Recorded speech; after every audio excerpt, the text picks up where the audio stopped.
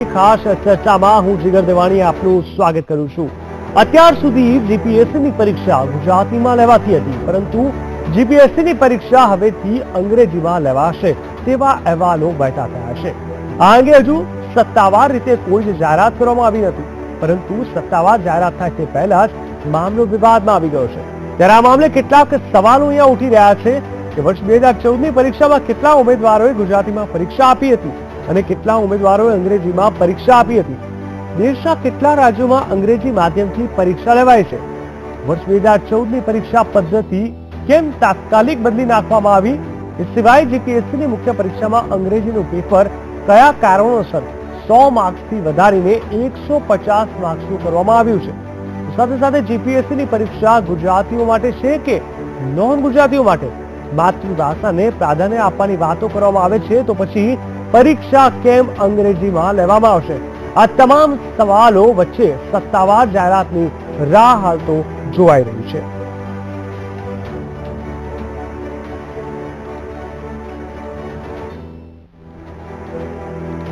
તો આખરો આ મામલો જ્યારે ઘરમાં આવ્યો છે, વિવાદ ઉભો થયો છે, ચર્ચા ચારે બાજુથી શરૂ થઈ ગઈ છે, એવામાં જ આ જ વાતને લઈને ચર્ચા કરવા આપણી સાથે સ્ટુડિયોમાં હાજર છે સ્પર્ધાત્મક પરીક્ષાના માર્ગદર્શક પ્રફુલભાઈ ગઢવી। પ્રફુલભાઈ, આપનું ખૂબ ખૂબ સ્વાગત છે। તો સાથે જ કારકિર્દી માર્ગદર્શક મનીષભાઈ દોશી પણ આપણી સાથે સ્વાગત છે। મનીષભાઈ, આપનું પણ ખૂબ ખૂબ સ્વાગત છે। સૌપ્રથમ પ્રફુલભાઈ, આપને પૂછવા માંગીશ, જે પ્રકારે જીપીએસસીની પરીક્ષા અચાનકથી જ અંગ્રેજીમાં લેવાશે, જે અહેવાલો જે પ્રાપ્ત થઈ રહ્યા છે, શું લાગે છે આ સાચી વાત છે કે ખોટી? અને અગર આ વાત સાચી છે તો તેનું પ્રાથમિક કારણ શું હોઈ શકે છે? આપણે જીપીએસસીની પ્રિલિમ પરીક્ષા અને મુખ્ય પરીક્ષાની વાત કરીએ તો 2014ની અંદર એક પ્રકારનું એવું ઊંધું માળખું ગોઠવાયું। આમ સારી ભાષામાં કહીએ તો કે ગુજરાતી વિદ્યાર્થી હોય અને એક પ્રકારે લોસ જાય અને નોન ગુજરાતી વિદ્યાર્થીઓને એક પ્રકારે ફાયદો થાય। અહીંયા એવું કારણ એનું દર્શાવવામાં આવ્યું હતું કે ભાઈ યુપીએસસીની સ્ટાઇલથી આ પરીક્ષા લેવાય, એટલે એમાં 3 પેપર હતા। પહેલું પેપર એ લોકોએ ગુજરાતી અંગ્રેજી ગ્રામરનું કર્યું હતું, બીજું પેપર મેથ્સ 150 માર્ક્સનું કરી દીધું હતું અને ત્રીજું પેપર હતું એ સામાન્ય જ્ઞાનનું 200 માર્ક્સનું કરી દીધું।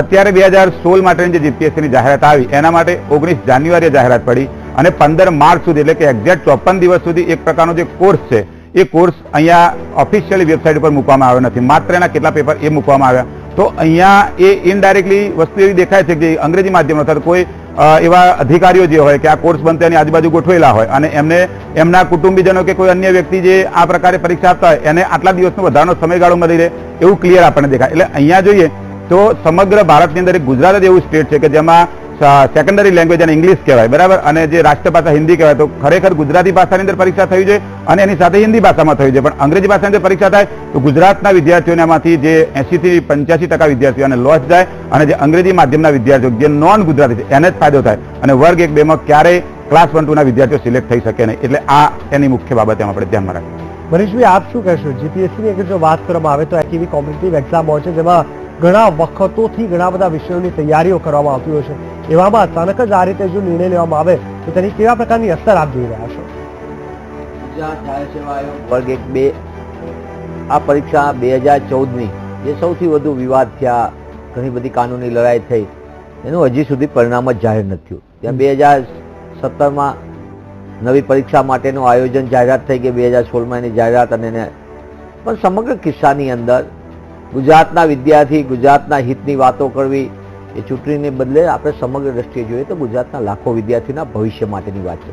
જ્યારે આપણે 85% વિદ્યાર્થીઓ ગુજરાતી, 85 થી 90% લોકો ગુજરાતી માધ્યમમાં જ અભ્યાસ કરીને આવતા હોય અને ગુજરાતમાં જ જેમને કામ કરવું છે, ગુજરાતની જ વહીવટી સેવામાં જેમને આગળ પોતાનું ભવિષ્ય કરીને ગુજરાતને જ યોગદાન આપવું છે, એવા લાખો વિદ્યાર્થીઓ માટે રાતોરાત કોઈ પણ પ્રકારના આયોજન વિના, કોઈ પણ પ્રકારના માઇન્ડ એપ્લાય કર્યા વિના, હું માઇન્ડ એપ્લાય કરવાનું એટલા માટે શબ્દ વાપરું કે ચોક્કસ લોકોને ફાયદા માટે માઇન્ડ એપ્લાય થાય અને લાખો વિદ્યાર્થી જે ગુજરાતી છે એના માટે કોઈ લાભ કરતા ન હોય, મને એમ લાગે છે કે આ ઘણી જ ગંભીર બાબત છે। દરેક રાજ્ય પોતાની માતૃભાષામાં પરીક્ષા લેતું હોય, કોમ્પિટિટિવ એક્ઝામ જે તે સ્ટેટ માટેની વહીવટી પરીક્ષા, ત્યારે ગુજરાતે શા માટે ગુજરાતીમાં પરીક્ષા ન લેવી? મને એમ નથી કહેતું કે ઓપ્શન આપી શકાય, પેપરનું વર્ઝન પણ ઇંગ્લિશમાં આપી શકાય, પણ ગુજરાતીઓ જ્યારે લાખો હોય, જ્યારે 85 to 90% ગુજરાતી વિદ્યાર્થી હોય, ગુજરાતી માધ્યમના જ વિદ્યાર્થી હોય, જેમને સમગ્ર સ્નાતક અભ્યાસક્રમ પણ ગુજરાતીમાં કર્યો, એ વિદ્યાર્થીઓ માટે લાભ કરતા કરવા માટે, એમને વહીવટી સેવામાં એમનું યોગદાન આપવા માટે, ગુજરાત માટે આ યુવાનોને તક આપવી જોઈએ એવું મારું પ્રમાણિકપણે માનવું છે। બિલકુલ, હાલ આપણી સાથે જોડાઈ ગયા છે અમારા સંવાદદાતા, અમારા ખાસ કરીને માફ કરશો દર્શક મિત્રો આપણી જોડે જોડાઈ ગયા છે રમેશભાઈ કરીને. રમેશભાઈ, શું કહેશો, આપનું શું કહેવું છે જે અત્યારે જીપીએસસીની પરીક્ષાને લઈને જે ચર્ચા ચાલી રહી છે તેમાં કદાચ અંગ્રેજી મીડિયમથી અંગ્રેજી ભાષામાં હવે આ પરીક્ષા આપવી પડશે એ તમામ વિદ્યાર્થીઓ, શું મંતવ્ય છે આપનું?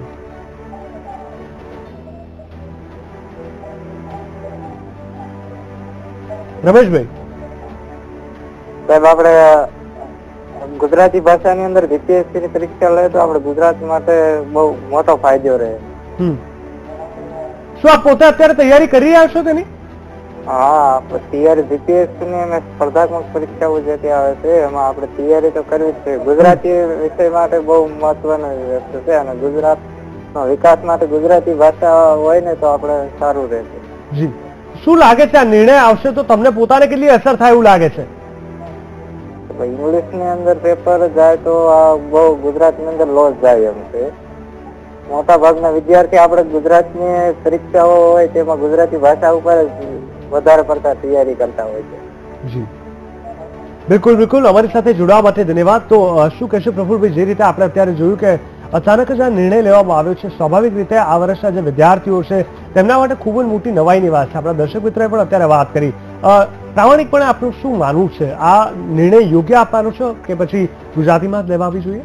અહીંયા જે જીપીએસસી ની પરીક્ષા પ્રિલિમ પરીક્ષા હોય બરાબર, તો આપણે કોમન એક વાત કરીએ કે અહીંયા જે પેપર છપાતા એ one side English one side Gujarati એ પ્રકારના છપાતા, એટલે અહીંયા ગણીને 5000 કે 2000 જેટલા અંગ્રેજી માધ્યમના વિદ્યાર્થીઓ પરીક્ષા આપતા, બાકીના બધા જ ગુજરાતી માધ્યમના વિદ્યાર્થીઓ પરીક્ષા આપતા. એટલે પ્રોબ્લેમ એનો ક્યાં થાય કે અંગ્રેજી માધ્યમ વાળા પણ પાસ થાય, ગુજરાતી માધ્યમ વાળા પાસ થાય, અને જ્યારે એ મુખ્ય પરીક્ષા આપવા જાય એ વખતે જે વ્યક્તિ યુપીએસસી ની તૈયારી કરતો હોય અથવા તેની અંદર ફેલ થયેલો, સ્ટાફ સિલેક્શનની પરીક્ષા એમાં ફેલ થયેલો, એવો અંગ્રેજી મીડિયમનો જે કોઈ વિદ્યાર્થી હોય એ પેલી સેન્ટ્રલ લેવલની પરીક્ષાની જગ્યાએ ગુજરાતી મીડિયમની અંદર એ અંગ્રેજીમાં પરીક્ષા આપી અને ગુજરાતી મીડિયમ માટે લાયક બને. જ્યારે ગુજરાતી મીડિયમનો વિદ્યાર્થી ત્યાં જ એ માર ખાતો હોય કે ગુજરાતી મીડિયમમાં બધી તૈયારી કરવા છતાં અહીંયા તમે જો કે જે જીપીએસસી પેપરની જાહેરાત કરી એમાં 150 માર્કનું અંગ્રેજી આપ્યું.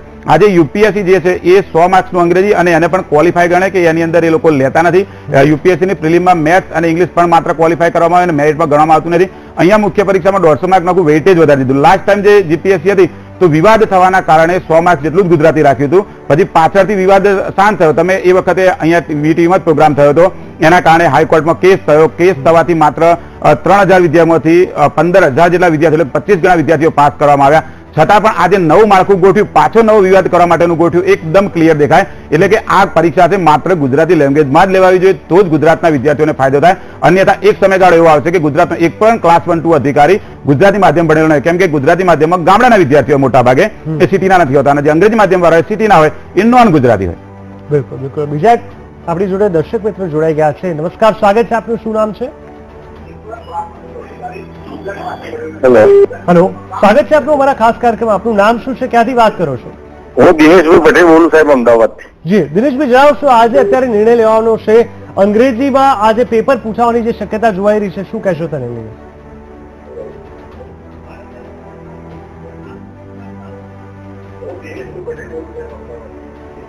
દિનેશભાઈ, આપણે ટીવી નો અવાજ ચાલુ રાખે છે, પ્લીઝ પહેલા તમે મ્યુટ કરી દેશો.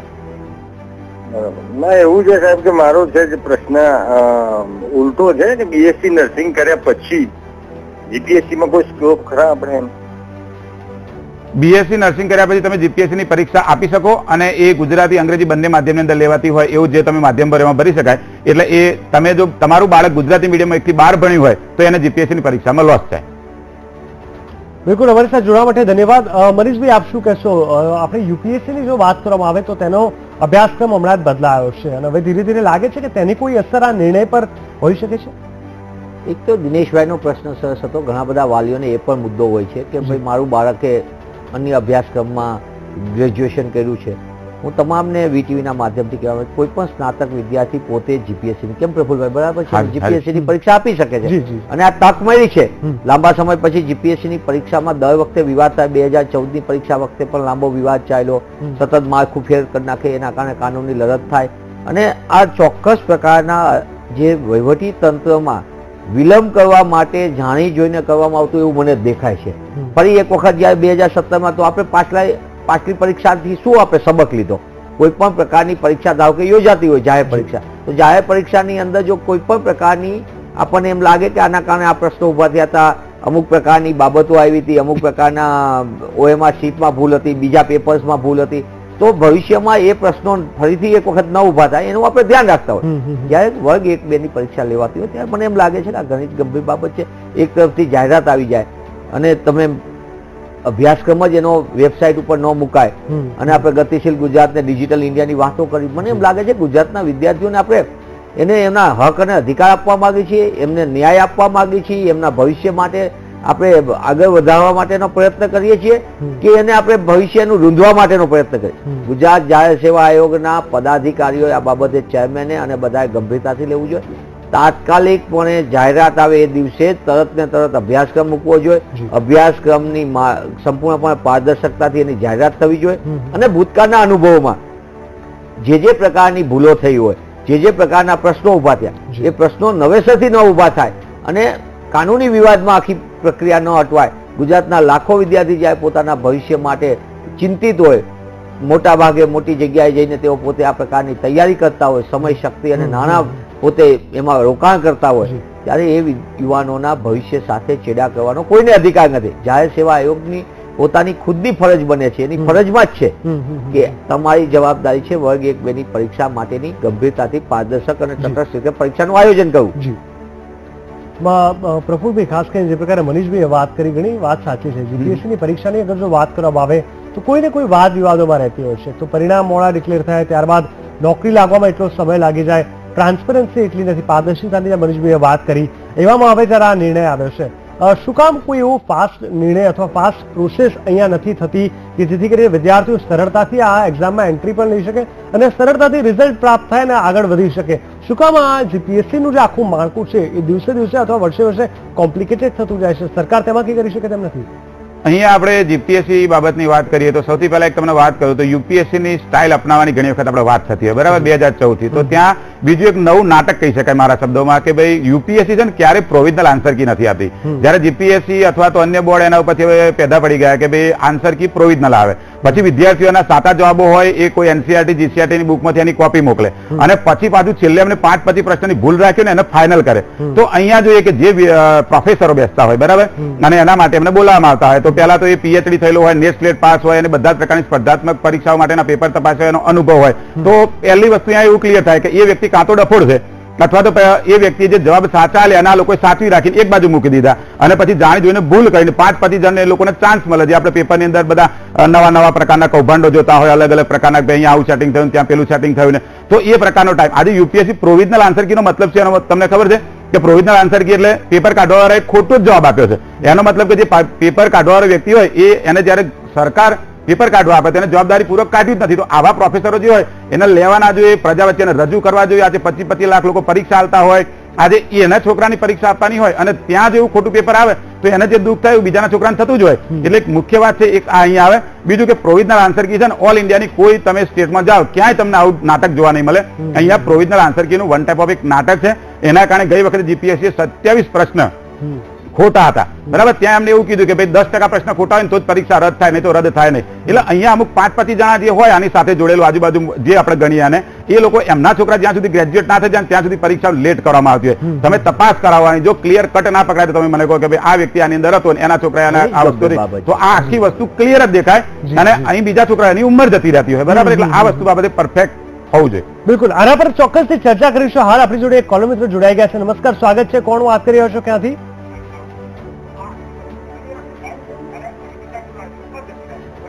હેલો. હેલો, આપનું નામ જણાવશો, ક્યાંથી વાત કરો છો? હા, હું કરંગિયા ગગજી વાત કરું છું. જી, શું પૂછવા માંગો છો આપ? હું પૂછવા માંગુ છું કે 1 થી 12 ધોરણ સુધી કેન્દ્રીય વિદ્યાલયમાં ભણ્યો હોય તો જીપીએસસી ની પરીક્ષા આપી શકે? ઓકે, હા, એ પરીક્ષા કેન્દ્રીય વિદ્યાલયમાં ભણ્યા હોય તો આપી શકે. બિલકુલ. અહીંયા મનીષભાઈ, પ્રફુલભાઈ, હું એક બીજું એક એડ કરવા માંગીશ. આપે જે વાત કરી કે 10%થી વધારે પ્રશ્નો અગર ખોટા હોય તો જે કેન્સલ થઈ શકે. સવાલ અહીંયા એ થાય છે કે એક તો આટલી મોટી ટફ એક્ઝામ આટલા લાખો વિદ્યાર્થીઓ જયારે આપતા હોય છે, આખરે પેપર ખોટું કેવી રીતે નીકળી શકે? શું એનું કોઈ તપાસ નથી થતી? પેપર સિલેક્ટ થયા પછી એની કોઈ 1, 2, 3 જગ્યાએ ચેક કરીને એને રિલીઝ કરવામાં આવે એવી કોઈ પ્રોસેસ છે નહીં? કારણ કે એક પેપર ખોટું નીકળે એટલે કહી શકાય કે સારો સમયની બરબાદી અહીંયા થતી હોય છે વિદ્યાર્થીઓના. ઘણી વાર એવું થતું હોય એ જ પીરિયડ જતો રહે તો એના કરિયર પર પણ અફેક્ટ થઈ શકે. તો શું કામ એને લઈને કોઈ મોટું પગલું નથી લેવામાં આવતું?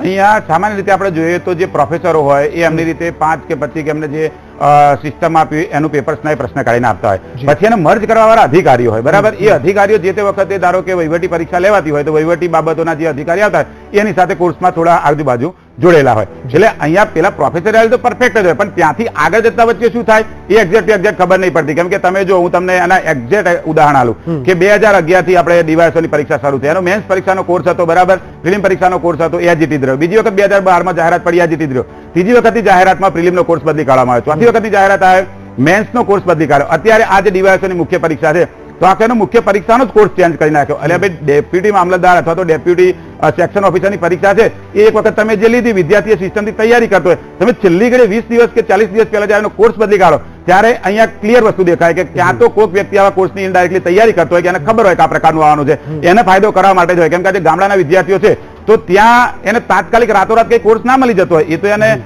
પેપર્સ આવે અથવા તો અન્ય કોઈ મેગેઝિન આવે ત્યારે એને ખબર પડતી કે આ કોર્સ બદલાયો, એને પરીક્ષાના મહિના પહેલા ખબર નહીં પડતી, 20 દિવસ પહેલા જ ખબર પડે. એટલે આ એક છે ને એક કઈક ક્યાંક રોંગ લાગે છે. બિલકુલ બિલકુલ. દર્શક મિત્રો, જેટલી જીપીએસસી ની પરીક્ષા અઘરી હોય છે એનો ડર હોય છે, એના કરતા વધારે વિદ્યાર્થીઓને એ વાતનો ડર વધારે હોય છે કે હવે શું નવું આવશે.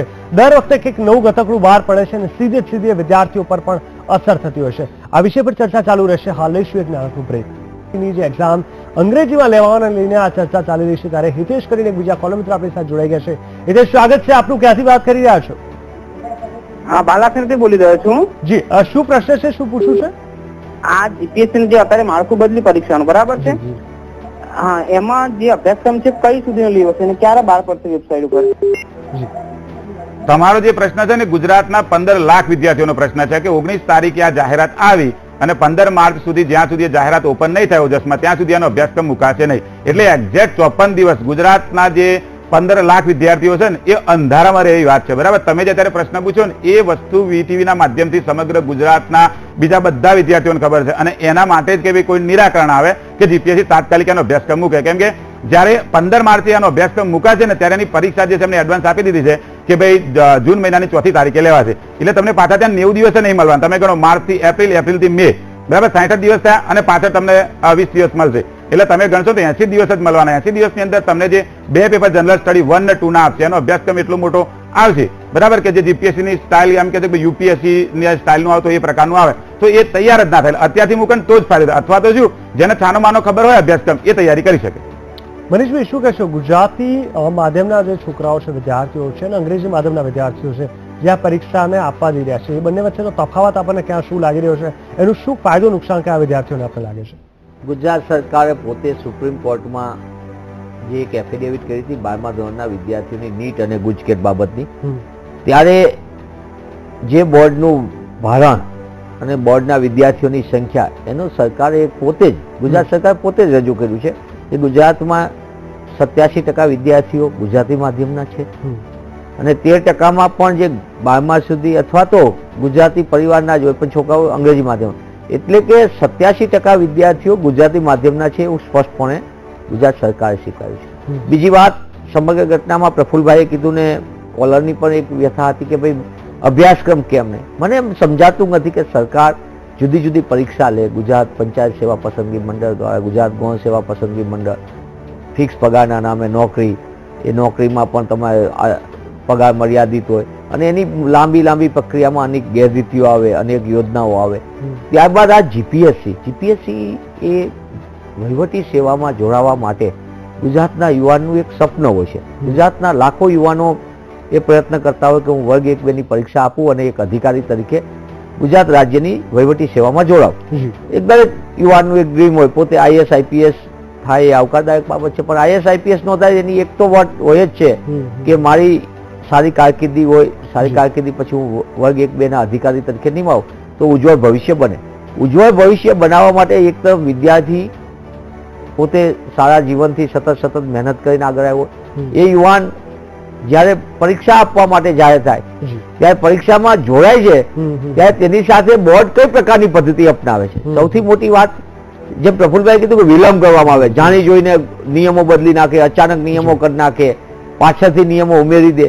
મને એમ લાગે છે આ એક ગુજરાતના લાખો યુવાનો સાથેની સીમિત લોકોને એટલે 10, 15, 25, 50 લોકોની ગોઠવણોમાં લાખો યુવાનોના ભવિષ્ય સાથે ચેડા કરવાનો કોઈને પણ અધિકાર નથી. બિલકુલ, અને અહીંયા કોઈને કોઈ એવો કોઈ પર્પસ નથી દેખાતો જેથી કરીને એના કારણે અંતે તો આ ગુજરાતના ભવિષ્ય સમાન વહીવટી સેવા છે.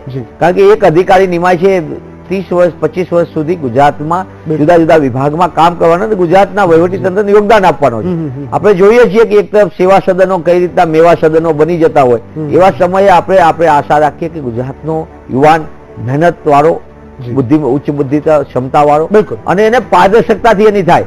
આજે એની સાથે અન્યાય થયો હશે તો એ સામાન્ય પ્રજાને ક્યારે ન્યાય આપશે? બિલકુલ બિલકુલ, આ બધા જ સવાલ તો અહીંયા ત્યાં જ છે ને એના પર ચોક્કસ સરકારે વિચારવાનો પણ હવે એક સમય આવી ગયો છે તેવું લાગે છે. હાલ જુનાગઢથી એક કોલ મિત્ર જોડાઈ ગયા છે. નમસ્કાર, સ્વાગત છે. કોણ વાત કરી રહ્યા છો?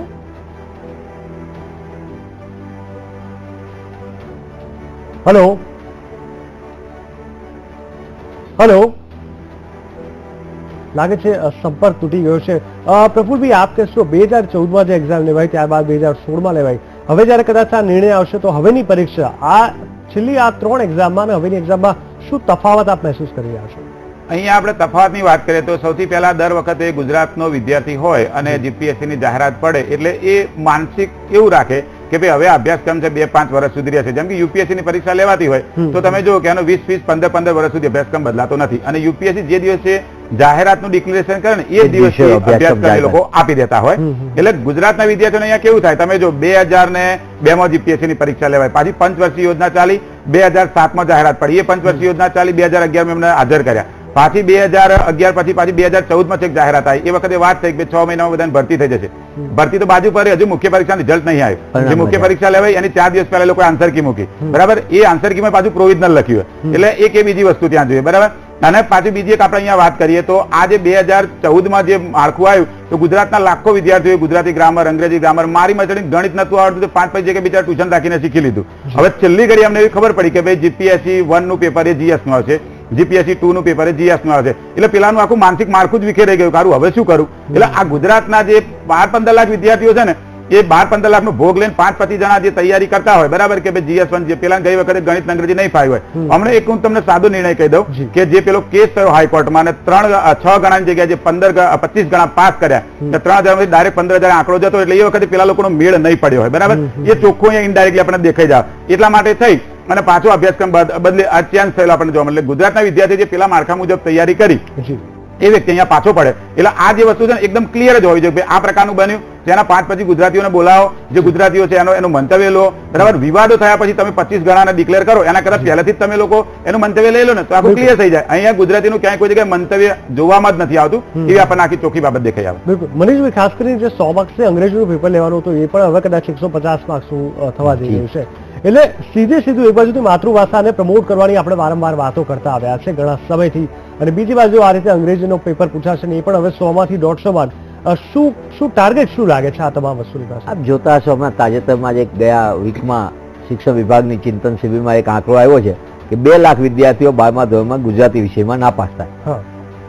દરેક રાજ્ય પોતાની માતૃભાષા ઉપર બહુ ભાર આપે અને જે અભ્યાસ પણ એવું કહે છે શૈક્ષણિક જગતમાં પણ કે માતૃભાષામાં જો બાળકનો વિકાસ થયો હોય, અન્ય ભાષા શીખવી આવકારદાયક છે. ઇંગ્લિશ, અંગ્રેજી ભાષાનું પ્રભુત્વની અવગણના કે થઈ જ ન શકે. અંગ્રેજી ભાષા એ વિશ્વ આખાએ એક્સેપ્ટેબલ છે, ત્યારે આપણે દરેક બાબતમાં અંગ્રેજી ભાષા શીખવી આવકારદાયક બાબત છે, અન્ય ભાષા શીખવી આવકારદાયક, પણ એ માતૃભાષાના ભોગે ન હોય. તમારે ગુજરાતમાં ગુજરાતીમાં આખું વહીવટી તંત્ર ચલાવવાનું છે. ગુજરાતના લાંબા સમયની વહીવટી સેવામાં તમારે સેવા આપવાની છે. તમારે ગ્રામીણ વિસ્તારથી લઈને 18,000 ગામોમાં કોઈ પણ જગ્યાએ તમારે એની સાથેના જિલ્લા કક્ષાએ તમે પ્રાંત અધિકારી નિમાણો કે અન્ય જગ્યાએ ડેપ્યુટી કલેક્ટર તરીકે કામ કરતા હો કે તમારે ખેડૂત સાથેની ઓલામાં વહીવટી સેવામાં તમે મહેસૂલમાં આવ્યા કે ગમે ત્યાં નિમણૂક છે, તો તમારે અંતે તો ગુજરાતી ભાષા સાથેનો જ તમારે રાખવાનો છે. એટલે મને એમ લાગે છે કે અભ્યાસ એવો પણ કહે છે કે જેમ કે ડોક્ટર છે એ પેશન્ટની ભાષા જ ન સમજી શકે તો એની દવાને એનો ઈલાજ કેવી રીતે કરશે? એટલે પેશન્ટની જો દર્દી અને ડોક્ટર વચ્ચેની આપણે આ ભાષાનું ધ્યાન રાખતા હોય, મને એમ લાગે છે કે આ ઘણી જ ગંભીર બાબત છે. યુપીએસસીમાં જો ક્વોલિફાઈ માટે જ ખાલી ક્વોલિફાઈંગ માટે જ અંગ્રેજી ભાષા રાખવામાં આવી હોય તો શા માટે તમે યુપીએસસીના 3 નિયમ માટે તમે વટથી કહો છો કે યુપીએસસીની અમે આખી કોપી ઉપર જીપીએસસી કરીએ? તો યુપીએસસીનું જો તો યુપીએસસી ક્વોલિફાઈડ રાખી તો શું કામ જીપીએસસીમાં ક્વોલિફાઈડ જ નથી રાખતા? એને ક્વોલિફાઈંગ એટલા જ માર્કનું રાખવું જોઈએ. અંગ્રેજીમાં એમાં 100 માર્કનું હોય તો આમાં પણ 100 માર્કનું જ રાખવું જોઈએ. બે નિયમ તમને ગમે છે તમારા ફાયદા માટે, વ્યક્તિગત કોઈ 5-25 લોકોના ફાયદા માટે તમે એ નિયમને તમારી રીતે ઉપાડીને મૂકો છો. બીજી જગ્યાએ તમને બે નિયમ અનુકૂળ નથી તો તમે એ ઉપાડતા નથી. મને એમ લાગે છે કે આખી વ્યવસ્થામાં પારદર્શકતાનો અભાવ દેખાય છે. ગુજરાતના લાખો યુવાનોના ભવિષ્ય સાથે ચેડા કરવાનો આવો કોઈને પણ અધિકાર ન હોઈ શકે. સરકારને પણ હું વીટીવીના માધ્યમથી ગંભીરતાથી કહેવા માંગુ છું કે ગુજરાતના લાખો યુવાનો જ્યારે પરીક્ષા આપતા હોય ત્યારે તેમના માટેનો એ અભ્યાસક્રમ તાત્કાલિકપણે વેબસાઇટ ઉપર મૂકવો જોઈએ. વેબસાઇટ ઉપર મૂક્યા એ અભ્યાસક્રમમાં યુપીએસસી નું જો તમે મોડેલ લીધું હોય તો એના નિયમ પ્રમાણે તમારે ક્વોલિફાઈંગમાં 150 માર્કનો આ રીતે ઉમેરવા બદલે અંગ્રેજીને માત્ર ક્વોલિફાઈંગ માટે દાખલ કરવી જોઈએ. તો આ બધી એક પ્રકારની વિસંગતતાઓ અંતે પાછી કાનૂની વિવાદમાં નાખશે. જેમ હમણાં પ્રફુલભાઈ કીધું કે 2014 ની પરીક્ષાનું હજી 2016 પૂરું થઈ ગયું, હજી તો પ્રોવિઝનલ આન્સર કી 17 માં આવી, ક્યારે એનું ફાઇનલ થશે, પરિણામ જાહેર થશે અને પછી ક્યારે એની નોકરીની ઓર્ડર ઇસ્યુ થશે. મને એમ લાગે પ્રક્રિયામાં વિસંગતતાઓ પહેલેથી ઉભી કરવા માટેની વ્યવસ્થા કરવામાં આવે છે કે અવ્યવસ્થા સર્જવા માટે જ આવી વિસંગતતા જાણી જોઈને મૂકવામાં આવે છે. આની પણ તપાસ થવી જોઈએ. બિલકુલ બિલકુલ. અત્યારે એક બીજા કોલમ આપણી સાથે જોડાઈ ગયા છે. નમસ્કાર, સ્વાગત છે આપનું. કોણ બોલો છો, ક્યાંથી વાત કરો છો? હેલો. હેલો, આપનું નામ જણાવશો?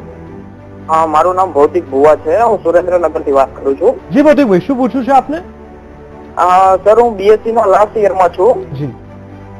સમથિંગ મારે બીએસસી ની લાસ્ટ માર્ચમાં પૂરી થઈ જશે એક્ઝામ. જી. તો હું જીપીએસસી એક્ઝામ આપી શકું ખરા?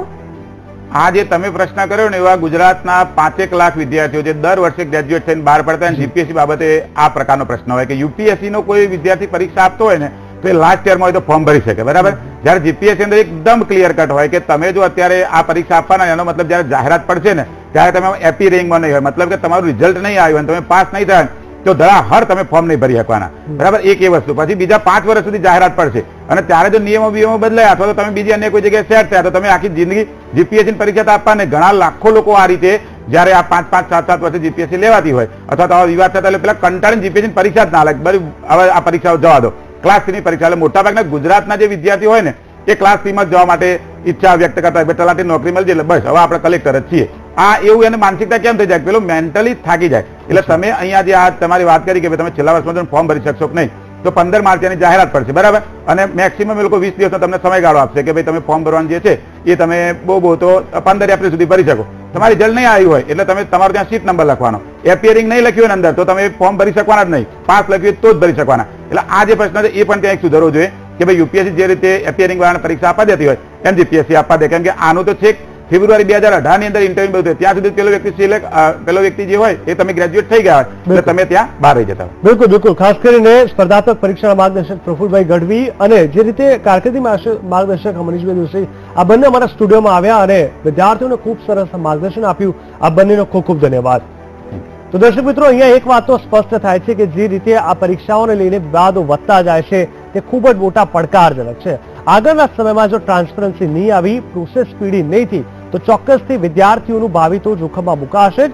સાથે સાથે ગુજરાતી ભાષાને, માતૃત્વ ભાષાને પ્રભુત્વ આપવાની વાતો દિવસે ને દિવસે વધી રહી છે. તે માત્ર શોભાના ગાંઠિયા બરોબર જ બની રહેશે. આ તમામની વચ્ચે કોઈ પણ સેન્સિબલ ડિસિઝન નથી લાગતું, લોજિકલ ડિસિઝન નથી લાગતું અને એવો કોઈ મુદ્દો કે પર્પઝ સરકારનો અહીંયા નથી દેખાતો જેને લઈને વારંવાર આ પ્રકારના ચેલેન્જ અથવા આ નિયમો બદલાવા જરૂરી બને છે. બેટર એ જ રહેશે કે જે તે નિયમ લાગુ કરવામાં આવે એને એક લાંબા સમય સુધી જાળવી રાખવામાં આવે, પારદર્શિતા લાવવામાં આવે અને વિદ્યાર્થીઓ સાથે કોઈ પણ પ્રકારનું એવું કમ્યુનિકેશન સરકારનું ન હોવું જોઈએ પરીક્ષાના માર્ગદર્શન અને નિયમોને લઈને, જેથી કરીને સમયનો બગાડ થાય અને પરિણામે તે લોકોની કારકિર્દી રોડાય. વીટીવીની ખાસ રજૂઆતમાં બસ આટલું જ. વધુ સમાચાર માટે જોતા રહો વીટીવી ન્યૂઝ ગુજરાતી. નમસ્કાર.